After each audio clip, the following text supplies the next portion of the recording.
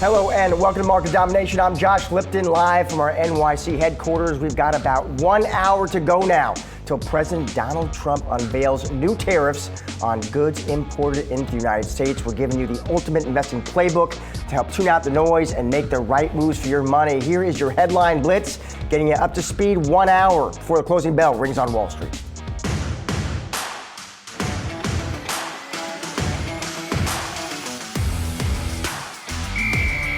I think the president has two primary objectives. So the first is about leveling the playing field.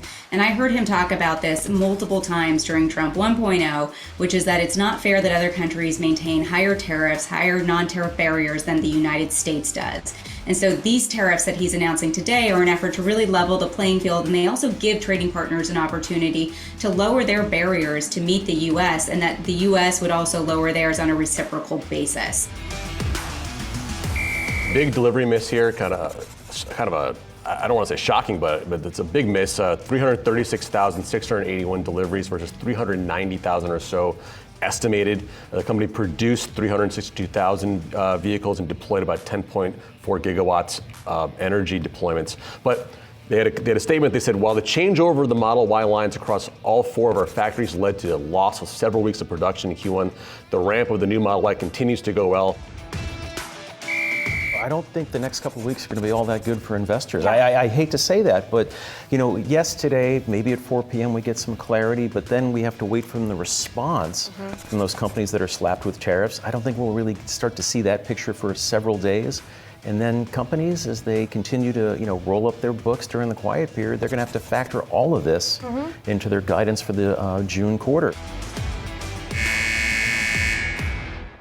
As Wall Street waits for President Trump to give details of new tariffs, let's go to the White House now as Yahoo Finance's Jennifer Schonberger is standing by. Jen. Josh, in just 1 hour, President Trump set to unveil his long-awaited sweeping tariffs here at an event at the White House in the Rose Garden. The White House keeping this announcement shrouded in secrecy, with changes being made up through the 11th hour and some still trying to sway the president in either direction. It's still unclear at this hour which direction the president will take on tariffs, whether he will pursue reciprocal tariffs or if he will go with a more blanketed approach of a 20% tariff on all countries. Now, there is a report that Treasury Secretary Scott Bessent told lawmakers on Tuesday that the president is looking to impose the highest possible reciprocal tariff rate on the U.S.'s largest trading partners. He says that would act as a cap, and then it would be up to the other countries to lower their tariffs if they want the U.S. to lower ours. Now, we know the president likes to start from a position of strength. Europe, however, already concocting 2 rounds of potential retaliatory tariffs. One already announced a 50% tariff on select American goods, with a second round to be announced pending what the president puts forth this afternoon. European Central Bank President Christine Lagarde said that this would cause damage across the global economy, though the amount of that damage will hinge on negotiations and whether those tariffs can be lowered eventually. Now, the president has been steadfast, saying that these moves are necessary to remove trade barriers for the U.S. to unleash a brand new era of economic growth here in this country. Though looking ahead over this year, Federal Reserve officials see that the president's policies could lead to higher inflation and lower growth. The president himself has not ruled out a recession, saying that Americans could feel some pain in the short term. Again, this event coming here live from the White House in under an hour's time. Back to you. All right. Thank you, Jen. Appreciate it.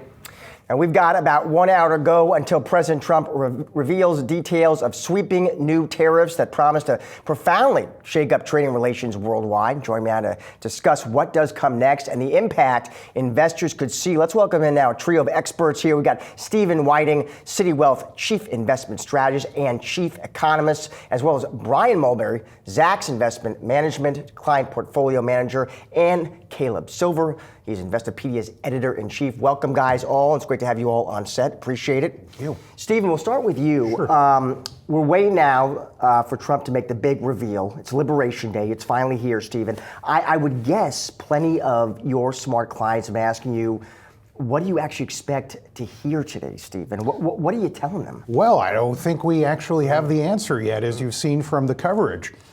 So exactly how big this is, how broad it is, how long it lasts, whether or not the administration just wants to reserve the right to use executive power later, right, to target particular countries and industries. So a lot of that is probably still going to be up for grabs. But in terms of materiality, I would just think about this. You know, they're back in the 2017 corporate tax cut. It saved American companies about $83 billion. You know, we're talking about a range of possible estimates of $300 to $600 billion in increased U.S. taxes. So again, there may be some offsets. We're trying to avoid tax increases in 2026, but that was always going to be a non-starter. So this is very serious for cyclical companies, and obviously the auto industry, you know, dealing with the fact that there's just a dramatically different cost curve for North American auto production and the spillovers to imports and auto parts. It just shows how big this is. And you wear a couple hats. You're a strategist, you're also an economist. How do you see the economy evolving in 2025? I mean, I think the good news is that if you were to think about this, this is not a natural event. This isn't, you know, we massively overbuilt the recovery. We were far too optimistic about consumer demand. You know, we're housing production, for example, it's about, you know, 30% lower than it was 15 years ago, with the number of households up 20%. We do have some vulnerabilities. We did pull in imports pretty fast. We didn't really overinvest. AI has been quite strong. It's very limited in terms of the number of companies, but I would think that there is some payback here in terms of production, manufacturing. I don't think we have to fall that much, but it's certainly going to suppress growth. So your bottom line, you see slowing growth, Stephen, but you're not using the R word. Your base case isn't recession. Well, you know, one of these things that you pile on, and we don't know how much to pile on, is I don't think we came into this with an unhealthy economy with a lot of vulnerabilities. So to be able to absorb a one-off shock, but if it creates a life of its own, right, that's the possible, right, when you get a situation like this. Brian, I want to bring you in here as well. What's interesting about the markets, Brian, is the way they seem to have been kind of firming here. I wonder if that's because you think investors have had April 2nd circled on their calendar and they think, you know what? We don't know exactly what's coming, but maybe we're going to get some clarity. We're going to get some specifics finally, and it could be this clearing event for the market. Do you think that's in the bloodstream here? That's what's going on? Absolutely. I mean, we've already had a lot of downside priced into the market where we are today, just from the pure equity side. And so I think that you've seen that range of outcomes start to get a little bit more established. We kind of have good, bad, and ugly from where we go today, right? Good would be the more targeted reciprocal tariffs that are not as powerful as the impact as Stephen was just talking about. Bad would be a 20% level tariff across the board, and ugly would be anything north of that, 25 or 30% that impacts the economy even more than expected. But I think we have both the good and the bad priced in. The ugly is where it would get worse. What have we seen with earnings growth expectations? So they've come down. So just like soft data has come down, those forward-looking sentiment surveys, we've actually lowered earnings expectations at Zacks. We started the year with S&P 500 Q1 earnings up around 10.5%. That's down to about 5.5% as we are today. So we are seeing a material impact into expected earnings growth. The silver lining is it's still positive. It's not yet negative. Caleb, I want to bring you in here as well. Investopedia, I'm very curious to get your sense.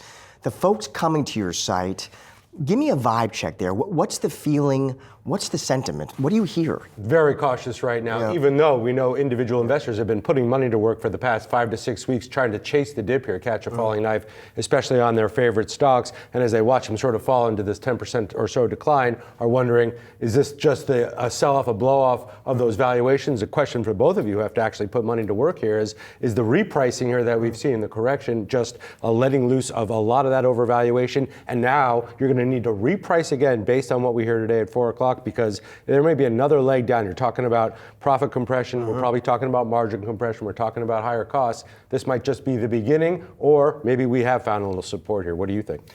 Well, coming into this year, our biggest concern was the concentration risk just in the S&P 500, where you were working with roughly a forward valuation of 22.5 times earnings, and those earnings were driven by 7 to 10 companies. And so that was really concentrated. So the biggest risk for us is what was the rest of the market going to look like?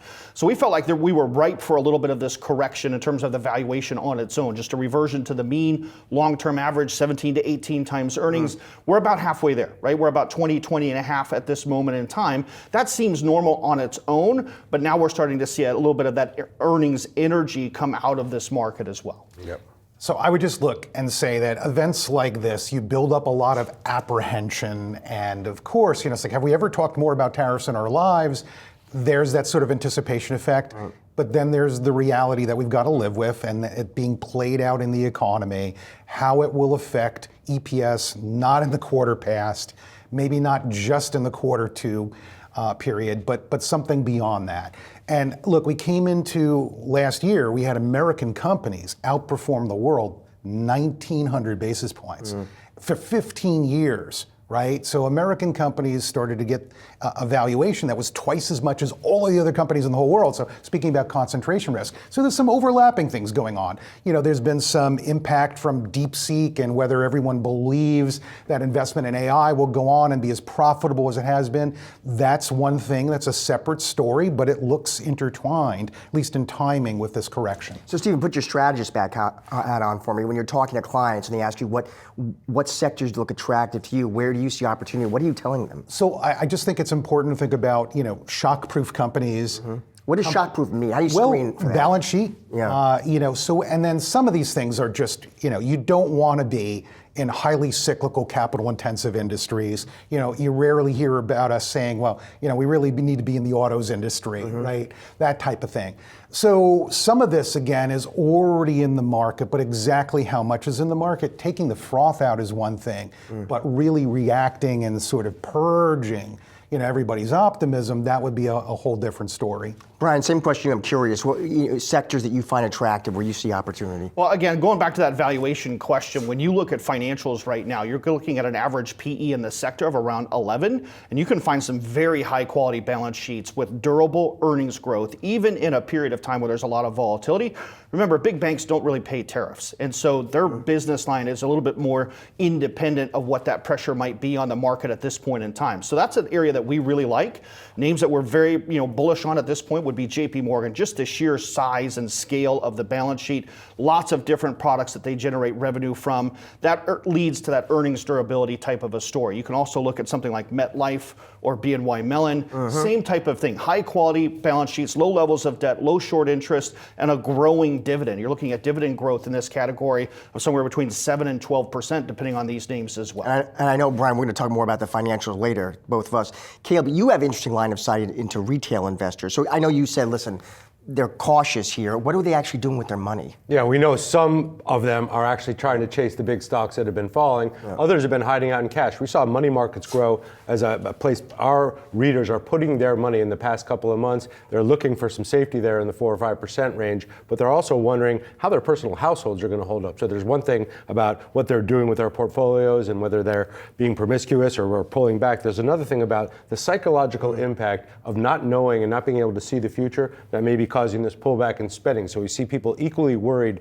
about their portfolios, but also about their household situations, making sure they're paying down debt, making sure they have enough money to get through whatever is coming down the pipe. And Steve, I want to come back to you. You mentioned where you're seeing opportunity. Clearly, a lot of folks so far this year very excited about non-U.S. assets, a lot of excitement about Europe. Do you share that enthusiasm?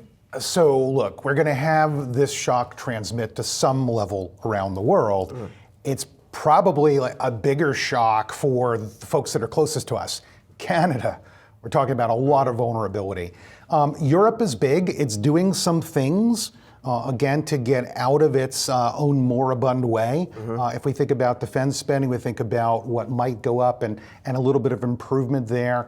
But it's not going to be free of any trouble. But I think we came in with really, really low expectations, for the rest of the world. China is showing us that the U.S. is not the only source of innovation. Consistency of performance is always going to be a problem there. But they're going to get more serious about stimulating away from this particular trade shock. And that, again, for the whole world means that, hey, we're the only ones that are raising our taxes by $300 to $600 billion, right? So in a lot of cases, it's not that there's a really stunning growth story, but there's been low expectations and a reasonably solid pace or broadening pace of earnings growth, at least going into this particular shock. Then there are other defensive industries, where in healthcare, for example, there's been very low expectations for the future, lots of concern. Of course, there are idiosyncratic factors that play out in that area, but some of these are secular growth opportunities that have had very little return in the past year.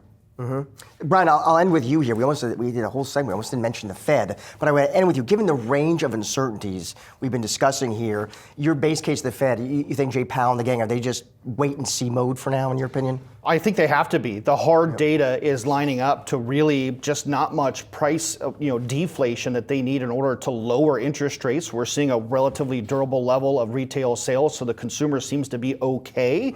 Even though they're saying in the surveys they don't like it, they're still spending money at this point in time, right? So we don't really see any room. If there's enough people working and they're spending money, that keeps prices at a level where the Fed really doesn't have room to lower rates at this point in time. That higher for longer environment leads us to believe there's more pressure on growth. Yeah, slowing growth, though, due to tariffs could cause the Fed to actually have to do something. This might be actually part of the master plan, right? Slow growth enough through tariffs, pull back in spending, and all of a sudden the Fed is forced into lowering rates, which we know this administration. Sadly, being reactive to negative news, as opposed to, again, we've enjoyed this drop in inflation, we can ease up. Yep. Stephen, it was great to see you and have you on the set. Appreciate it.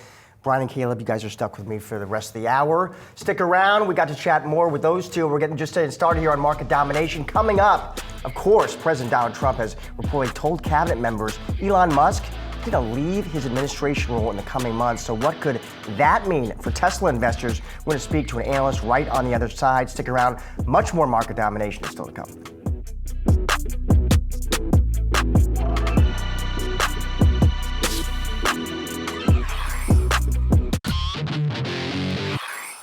Despite reporting a 13% decline in sales from a year ago, Tesla shares surged in Wednesday, and it could have something to do with the report that Elon Musk will soon leave his role in the Trump administration to focus on the electric vehicle company once again. Joining us now to talk about all this, Stephen Gengaro, Stifel, NextGen Transport Analyst. Stephen, it's always great to see you and have you on the show. Let's start with this report, Stephen, that Trump is telling his inner circle Musk will soon leave.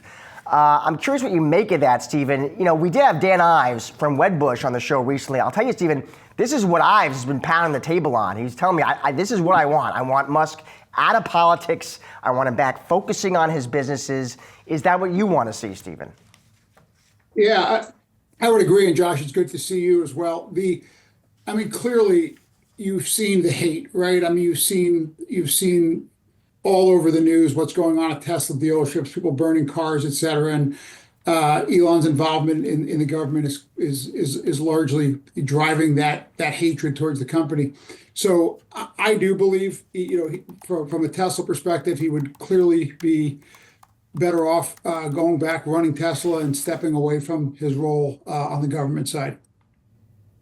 Yes, Stephen, question. I see the valuations. I see your note. Is there a way to price in reputational damage into a stock like this? We know this stock has been through so much if you just look over the past several years, but is there a way to price that in, or you just have to look at unit sales, at fundamentals, and what the prospects for growth look like? Yeah, it's a very good question. So when we thought about the first quarter delivery numbers, and we lowered our number to about 353,000 deliveries in the first quarter. Part of that was the backlash around Elon. Part of that was just the Model Y switchover of production, which is the best-selling vehicle in the world, and that clearly was going to have an impact. As far as trying to look at the impact of, on sales, on valuation, I think it's really hard to kind of compartmentalize the specific valuation impact. Now, you obviously saw volatility in the stock around it. We have a group at Stifel, a Stifel think tank group that does outstanding work on data analytics, and we've published some reports which have shown, the significant drop off in favorability ratings and net purchase considerations by Democrats on Teslas. And that's clearly matters because there's more Democrats buy EVs than Republicans at this point. And we saw this massive shift. All of a sudden, Republicans love Tesla and Democrats hate Tesla. So, all of that probably gets reflected in the stock to some extent, but to really kind of compartmentalize it down on a valuation number is very difficult. Well, to that point, Stephen, I think what you've just described is just how hard it is to quantify that key man risk. And so part of the upside performance today, might that have more to do with kind of the business? There's actually a nice event going on in Saudi Arabia next week, a new market for Tesla. Might that have something to do with the uptick in the stock today? Yeah, I think first, as far as today is concerned, I think that the stock wasn't as weak at the open as people would have thought from the headline number, right? Some of the consensus numbers were stale. Some of it was people were expecting that the first quarter was going to be soft. And just kind of fundamentally, I don't think things were as bad as maybe some people had feared. So I think that was part of the reason the stock wasn't as weak at the open. And then just with the news that he may be stepping away from his government role, that was obviously a catalyst, because when that news hit, the stock obviously popped on that. From a fundamental perspective, the other part of the story which jumped out today was the Model 3 and Y sales, albeit on depressed expectations, but the Model 3 and Y, which is really the bread and butter of the company, those sales were exactly in line with their expectations, actually even slightly better. It was the S and the X and the Cybertruck, which really were the pieces that missed. And I think that's probably less important because they're much lower volume than the Y and the 3 are at this point. Stephen, they're scheduled to report results. Let me make sure I got the date right here. April 22nd. What do you expect to hear then, Stephen? Yeah, I think, Josh, one of the things to watch for is in the last quarter, they had their best quarter ever of cost of goods sold per vehicle sold, right? So I think when you look at the cost structure and then ultimately that translates to sort of profitability per vehicle, I think that's number one, is just to watch that number. It could be a little bit muddy this quarter because of the switch over on the manufacturing lines to the new Model Y, but that's one thing to watch. I think the other thing to watch is just kind of their commentary on what they're seeing right now on kind of a rebound in sales, post this kind of manufacturing production line shutdown and how things are sort of coming out of the first quarter. And we're still looking for modest growth in volumes in 2025. Others are looking for flat to down. So I think color around that is going to be something to really be focused on. And then the other big piece, and when you look at our valuation, I mean, we've said this many times. I mean, selling cars is obviously a big part of the business, but the unsupervised full self-driving and the path to that, any data points we get around that would clearly be a positive. And then you couple that with the robotaxi initiative, which really is underpinned by full self-driving. I mean, those are the big things that we're watching for. Steve, I saw some interesting commentary from a longtime tech analyst and a Tesla bull, Gene Munster on X. Smart guy like yourself, Stephen. Here's what he posted. I just want to get your take on this. He said, "I believe this too shall pass. Over the course of the year," he said, "I expect consumers will move past Elon's political involvement and refocus on the broader benefits of electrification," which he spelled out here. He said that's Tesla's clear advantages: industry-leading range per dollar, superior software, and full self-driving. Tesla, he says, continues to offer the best bang for the EV buck. That was Gene Munster. Curious, Stephen, to get your response, your reaction when you hear that comment. Yeah, I'll be a little bit careful on the political side, but what I will say is that when you look at the data, it shows that Democrats are more likely to buy EVs than Republicans, and that kind of clearly has faded away near term. When you look at the vehicle, I mean, basically Elon Musk helped pioneer the electric vehicle business, right? So I think when you get by the dark cloud of his political engagements, you will go back to that point. I would agree with that commentary, right? You will go back to, it is the best bang for your buck on an EV perspective in the U.S. market right now, right?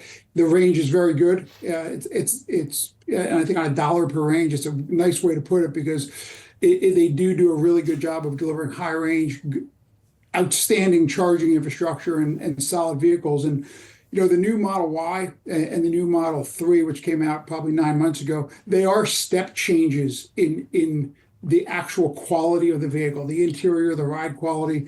So I would agree with that. And as people refocus on those fundamentals, and then leads again into the FSD, the full self-driving side. Those are the big keys to the stock. We consistently tell people there's a high retail ownership. The stock's going to be volatile, but the reality is we think there's significant upside to the stock over the next 12 to 15 months. Stephen, always great to see you. Always great to have you on the show. Thank you, sir. Yeah, thank you.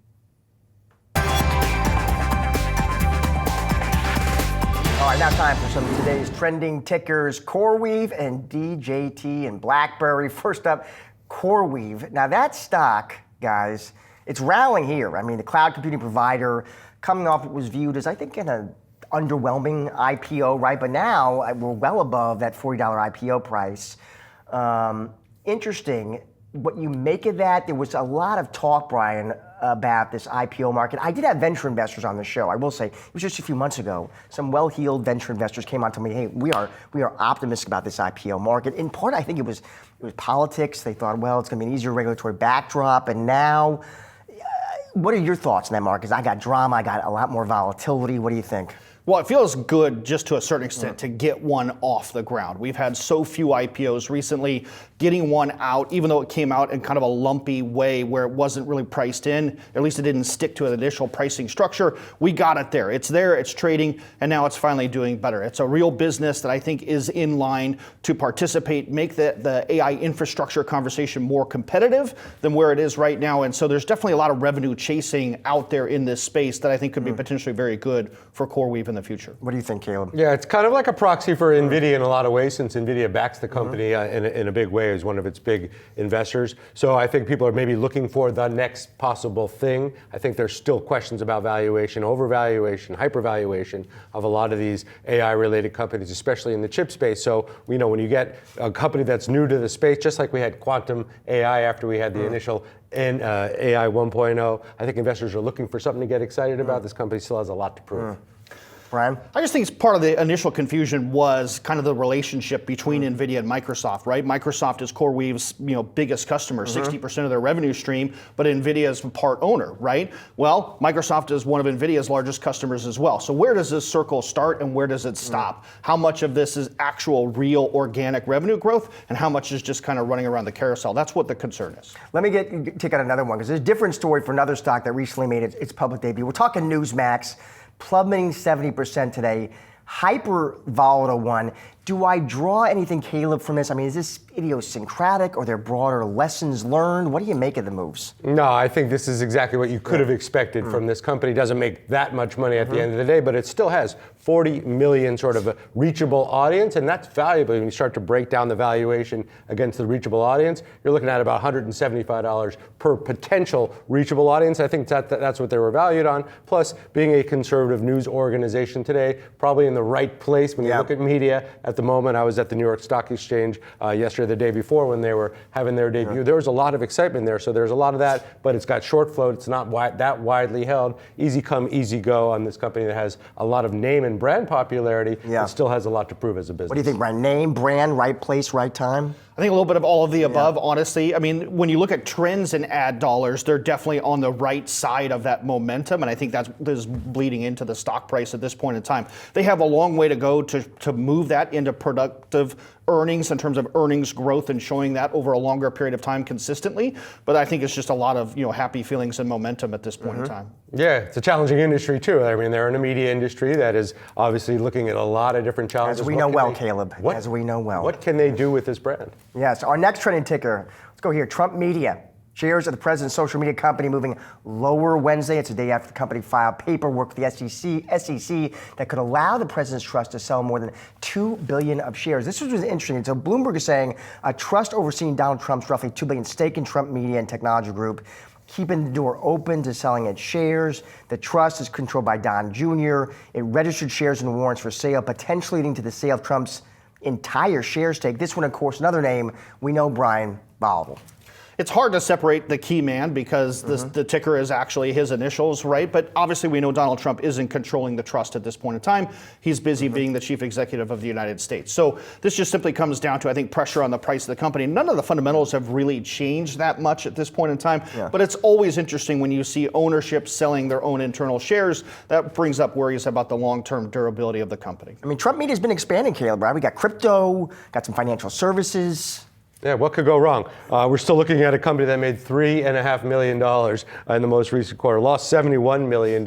Just look at the ownership of it and the concentration of the ownership, a proxy again for the president's popularity, but also there's a lot of short interest out there on this stock. So this is super volatile, this is hot, 11.5% is shorted on the float. So it's one of those hot stocks. It's going to move like it moves today. It's going to also rise given the president's popularity. This is, again, super volatile and one that is tied very closely to the president. Our next one, oldie but goodie, trending ticker, BlackBerry. That stock is plunging today after the device and autonomous vehicle software company forecasts a revenue decline in fiscal 26 as it anticipated weak spending on its cybersecurity products. For BlackBerry now, of course, really a security software name. Q1 revenue forecast misses consensus.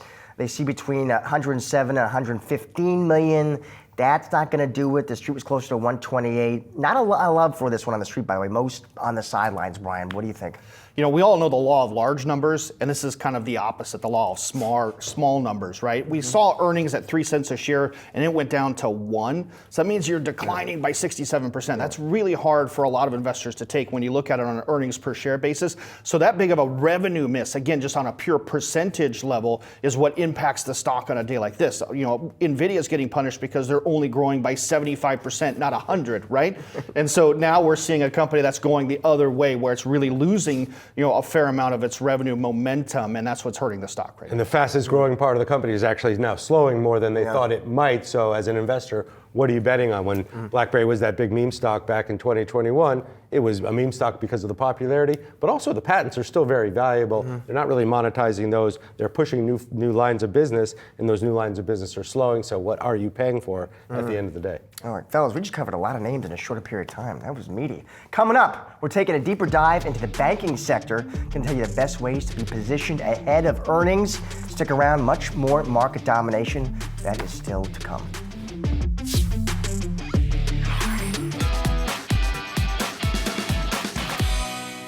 The start to a new earnings season is around the corner, led by big banks. But as investors grapple with market volatility, we're looking at how to play the financials here. And here with me to discuss is Zacks Investment Management's Brian Mulberry. Brian, start big picture here. So after the bell today, got Trump is going to announce tariffs. That has been the word of the day, of course, the year.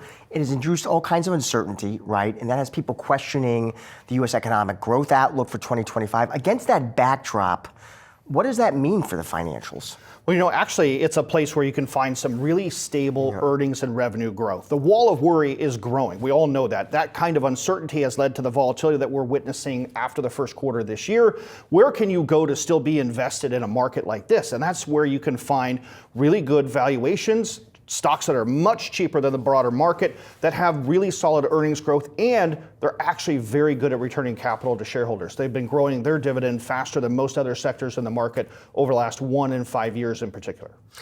As you look at valuations across the space, I'm just looking at the XLF. It's about up 3% so far this year. Broadly, valuations you would characterize as what? You know, it's one of those things. I'll take up 3 when the S&P is down 4 at this point in time, right? So when we look at the actual valuation of the S&P, it's still trading at a 20 plus multiple on forward earnings, whereas banks are at roughly around 11. So you're almost half the valuation of the current market. So you're getting a very solid deal on very strong stocks that are still positive for the year. So strong balance sheets, better valuations, they don't pay tariffs, financials. Let's talk about some names. JP Morgan, why would that scream a buy for you? One of the things that we really look for at this moment in time to define quality are very large scale balance sheets. They have lots of cash on hand, low levels of debt, and multiple lines of products where they can generate revenue from different customers, but also selling different products. JP Morgan checks all of those boxes in spades. They had a better than expected investment bank quarter last quarter. There could be more of that in the horizon, which is much more profitable business, but their deposits have remained strong. Their net interest income is getting stronger as we go by, and they're one of the best in the business at returning capital to shareholders. What about BNY? That's another name that you screen for. Yes, another one that's even higher quality right now when it comes to that cash to debt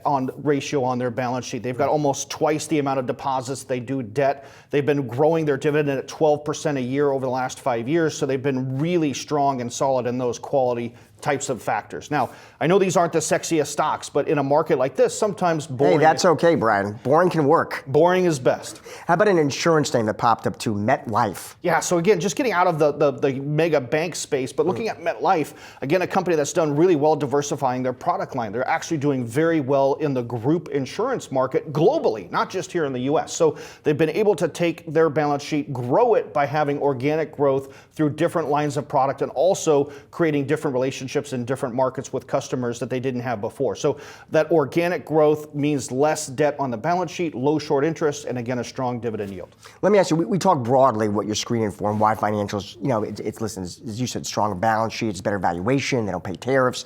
Before you pile into financials broadly, Brian, what are some of the risks you should consider as an investor? Well, absolutely. The rate environment is one that could be concerning in terms of growth, because higher for longer interest rates do have a negative impact on that net interest income factor. So don't buy all the banks. Just buy the good ones is what we're saying. There are definitely some banks that are in a stressful position when it comes to their balance sheet, because that net interest income, what they have to pay their depositors in a savings or a money market account versus what they're able to loan out, that spread is still very compressed at this point in time. So again, know what you own, know why you own it in this space. But if you're picky and you look at some of these stocks, you can find some really good deals. Brian, great insight, great picks. Thank you, sir. Appreciate it. Gasoline prices are on the rise, touching their highest level since September, and Yahoo Finance's Inez Ferre joins us now with the very latest. Inez. Yeah, Josh, gasoline prices are now at a national average of $3.24. That's higher than last month, but lower than last year. So we have seen a pickup when it comes to gasoline prices over the last few weeks. Why? Well, part of this has to do with seasonal trends, a more expensive blend that's kicking in. You also have maintenance of some refineries. That's also having an impact on those prices. You had the EIA data this morning showing an overall build of oil in the U.S., that weekly data that comes out, but yet you had gasoline stockpiles that were down. So that is signaling a pickup in demand. Remember that we are going into that spring driving season. People are taking their spring breaks, they're driving more. And then you have also seen a pickup in oil prices. So you are now looking at WTI that's up above $71 per barrel. You're looking at Brent that's up above $75 per barrel. And why? Well, part of this has to do with those secondary tariffs that Trump has announced against oil imports from Venezuela. That is, countries that buy oil from Venezuela would receive a tariff on products that are imported into the U.S. from those countries. He also threatened the same thing for Russian oil. You also have tensions with Iran. So all of that has really been driving oil prices higher over the last couple of weeks. So you're seeing this uptick in oil prices. Now, the big question is what will happen after the reciprocal tariffs are announced today. So what analysts are saying, and the bottom line is, if those tariffs are very severe, then you may see oil going down on the expectation that you have a full-blown trade war and that demand will be going down. If the tariffs are not that severe, you may see oil going up. And also, if there are tariffs on oil imports into the U.S., because remember that the U.S. does import some heavy crude oil, then you would see a rise in things like gasoline. Inez, thank you. Appreciate it. Thank you. Stick around. Much more market domination. That's still to come.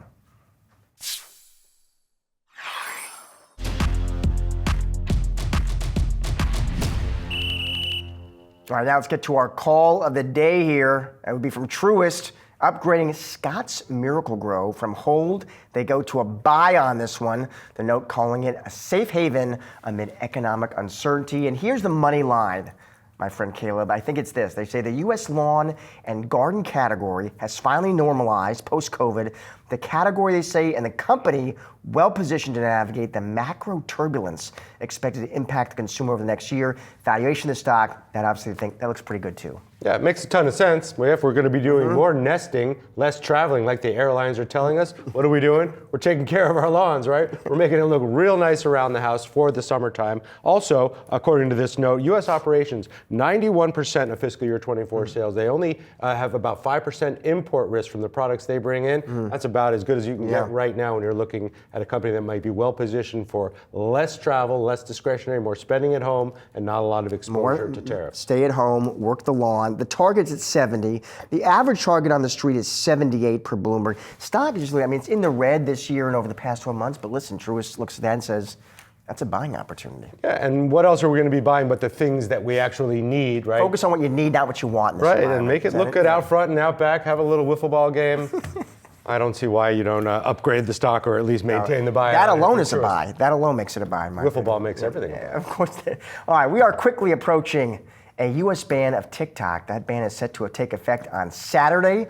Multiple names swirling around the potential purchase of the social media app. And for more, we're bringing in who else? Of course, Yahoo Finance tech editor Dan Howley. Dan, this one I'm having trouble actually keeping up with the headlines today because reports are indicating I got all kinds of folks kicking the tires. I got Amazon, I got an app loving, and now I got the FT telling me maybe Blackstone and Andreessen Horowitz. What do you make of all this? Are you surprised by this interest? I'm not surprised at all. I mean, look, this is the social network that rivals Instagram, rivals Meta, Mark Zuckerberg. This is a huge deal. Not only that, but also because of the audience that it reaches. Primarily younger audience, though there are obviously plenty of adults that use this. I had to delete it because it's just too addicting. It's too good. I'm still on Instagram, so it's 6 to 1. Also very addicting. Also very good. Right. But yeah, I think that this is just a matter of this is the only other platform that really is out there that manages to rival the biggest. And 170 million U.S. users. It's where all the trends come from. You know what a TikTok trend is. If I tell you what it is, you can imagine, people doing dumb dances or I don't know, putting their hands in toasters because whatever. That's really what it comes down to is just the audience and the reach. And I think everybody is salivating at the idea of potentially getting their hands on this. And there's a bunch of different reports as to whether it'll be the entire service, it'll be a lease or a licensing rather of the algorithm. Bottom line is this deadline is approaching on Saturday. And so if they don't get anything, we could see Trump potentially push the deadline again. Which at that point, I mean, come on, are we actually, going to see it banned? Or it could go offline again, like we saw just prior to the inauguration. What did you make when you saw that headline drop today? And I was slacking with you when Amazon came out. I mean, Amazon's interest, strategically, does that make sense to you? Yeah, I mean, it's interesting because I saw someone, I can't recall their name, but they tweeted, this is a direct kind of move by Amazon to squash a competitor, right? There's the shopping aspect of TikTok. It's the same thing with Instagram where, you see something, you get an ad and you're like, oh, maybe I should buy that. Same thing with TikTok. You're swiping, and then you're like, ooh, this dumb thing looks interesting. Let me, throw $50 at it or $20 at it. And, it's taking away people from going to Amazon and using their own effort where they live stream and try to get people to buy. So, it would make sense for Amazon, but I think that competitive factor would be an issue when it comes to antitrust enforcement. I don't know if that's going to be a problem going forward, depending on the makeup of the FTC, but it is a very important transactional platform. The effectiveness of the click-through rate and the purchase is much higher than a lot of these other platforms that have been around a very long time. So you see why Amazon would want to own something like that, especially with the intelligence of the algorithm. Again, it might be an FTC thing at the end of the day. Again, we don't know if there's going to be that type of regulation that would stop something like this, but the fact that you see these bidders, especially private equity, sniffing around this thing just tells you the valuation is probably going to go up from here. Let me ask you, Dan, when we have these reports, a lot of high-profile folks are interested. Amazon, AppLovin, Blackstone, and Andreessen Horowitz. Do we think the Chinese actually want to sell? Right, that's the million-dollar question. I mean, Truly. I mean, it comes down to whether or not they're going to allow that to happen. If they really wanted to stick it to Trump, look, Trump likes this platform because he says it helped him get elected. We'll just sweep across the fact that he kind of started this firestorm by originally proposing the ban and saying that they should ban it. Whatever, the past is the past. But I think, when it comes to China, Trump looked like a hero by saying, I'm going to save TikTok. They really want to put the screws to him. They can say, no, and now you have to deal with whatever your government's going to do and ban it. And that would be, a political play that they can make. Now, Trump has said, well, maybe we can lower tariffs. We can have some kind of tariff agreement there with TikTok. I don't know what's going to happen there. I don't know the different machinations behind the scenes. But, if China really wanted to hurt Trump, they would do this. You don't necessarily know if they want to at this point, though. Even if the Chinese decide to sell, they're not going to part with the algorithm. That secret sauce is not leaving. So if you buy it, what are you actually buying? Well, that's the thing, right? I mean, you have all of these users, you have all their user data. I'm sure there's a way that American software engineers or the like can come up with something equivalent to the algorithm. But if it doesn't perform the way that users are used to, if they're not going to get the same kind of capability, then they might just flock to Instagram. And that doesn't necessarily mean it'll happen right away, but if you look at something like Instagram, for instance, when there was a redesign, one of the Kardashians or Jenners or something, a long time ago, maybe it was Snap, had said that they hated the redesign of one of the networks, and it caused users to kind of vamoose for a while.